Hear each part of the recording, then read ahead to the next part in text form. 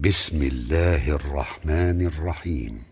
تبت يدا أبي لهب وتب، ما أغنى عنه ماله وما كسب، سيصلى نارا ذات لهب وامرأته حمالة الحطب في جيدها حبل من مسد